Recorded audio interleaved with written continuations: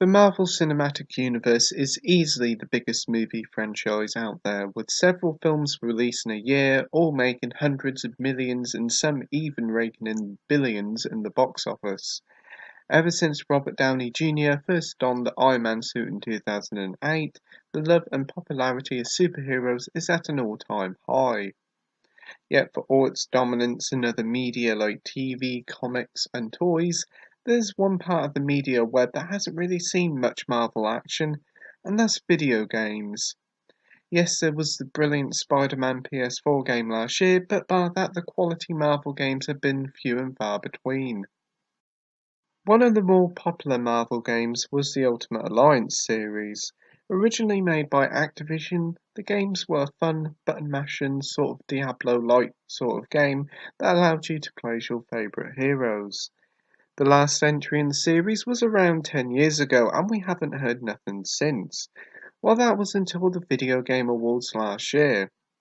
Marvel Ultimate Alliance was back with a third entry and was being published by Nintendo of all people, with development being handled by Ninja Gaiden developers Team Ninja.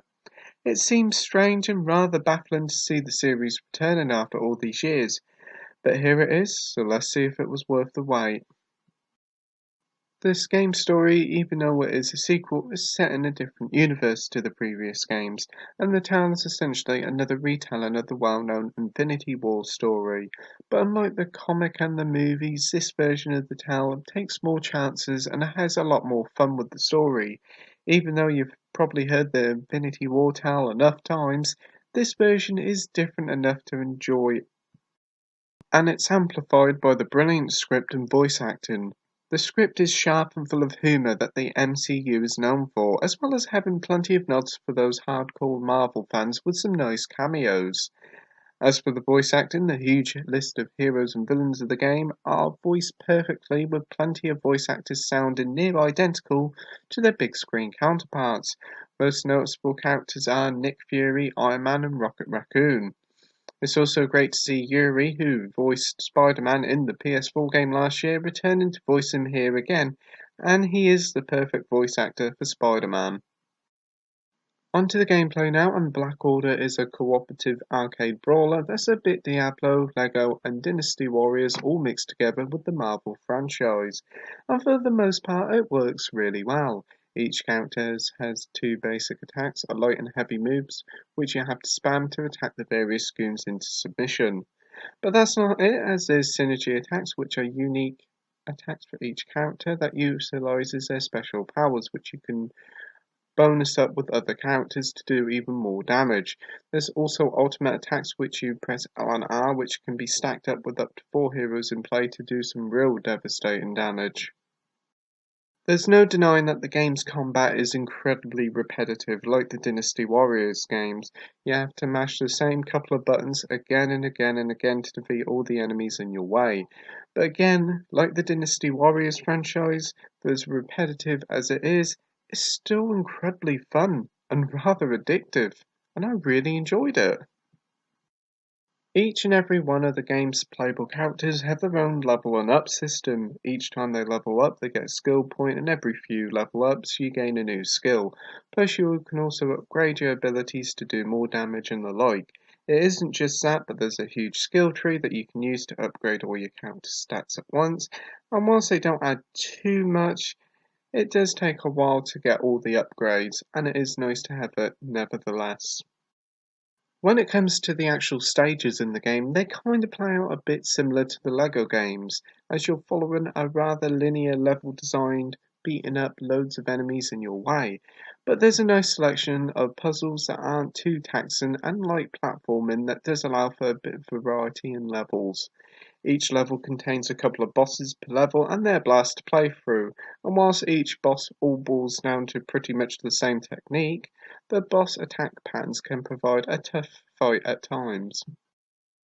As you go through the game, you'll find various infinity wisps that houses many different trials that will test your skill at the game. These challenges do offer a nice bit of variety and all have 3 different mini challenges that net you rewards and alternative costumes for your heroes.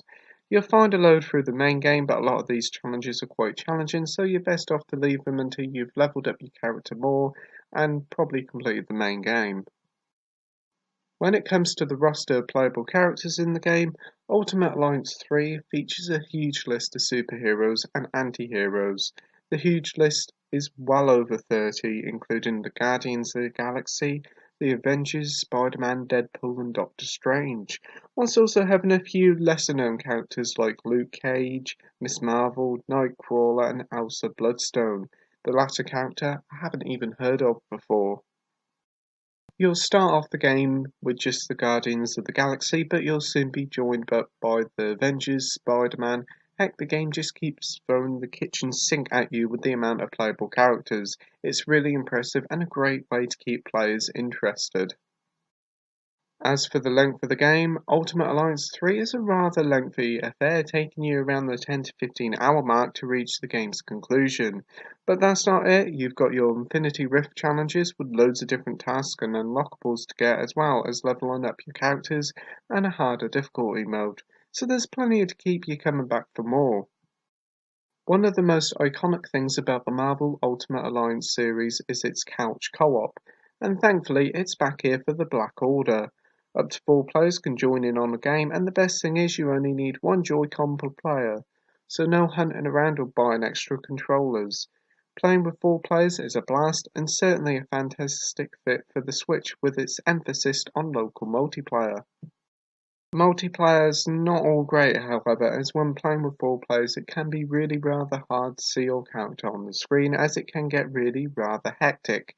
Even worse if you play with 4 players via tabletop play, as 4 players hunching around a small screen can be really rather awkward, so dock play is the way to play it if you're playing locally with friends. But a rather nice surprise is the game's fully playable online. You can play through the game with people online, and thankfully it's much more easier to see your character as the camera can zoom closer to your character. The netcode is pretty decent and I got into the game quite quickly, though it should be known when playing online you can only play the levels that everyone has completed. So say like you've nearly completed a game and want to do one of the latter levels with someone who's only a third of the way through, you can't. I can guess why they've done that to avoid story spoilers, but maybe they can change that in a future update. Talking about future updates, the game will be receiving future DLC thanks to its Season Pass, which has stirred up some trouble by not allowing you to buy the packs separately. But anyway, these packs will include loads of new characters and some story levels, but they won't be released till later this year, with the final pack coming out next year. Even if DLC is not your cup of tea, Nintendo has just announced that the game will be receiving free DLC characters.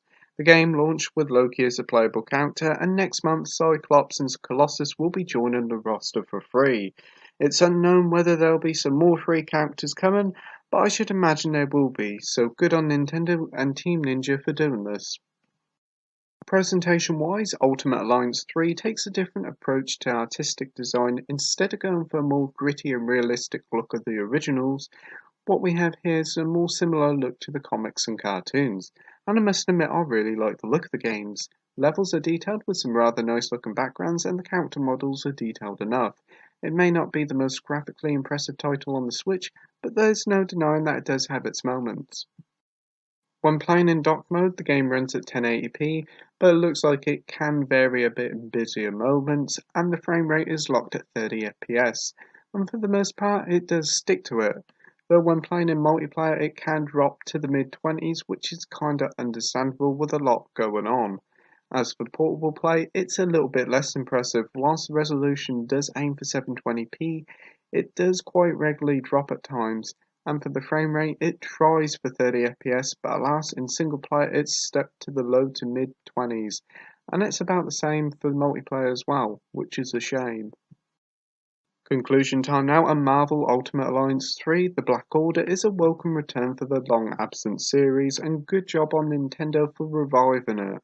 The game is a fantastic romp through the Marvel Universe that's full of fan service moments, its combat is a blast, and the inclusion of both online and local co-op is awesome.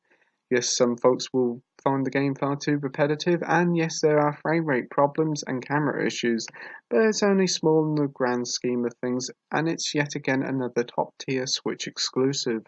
So that's why I'm giving Marvel Ultimate Alliance 3 The Black Order, and 8.5 out of 10 with the title of Great. Thank you for watching my review, like, rate and subscribe, and until next time, happy gaming. Bye.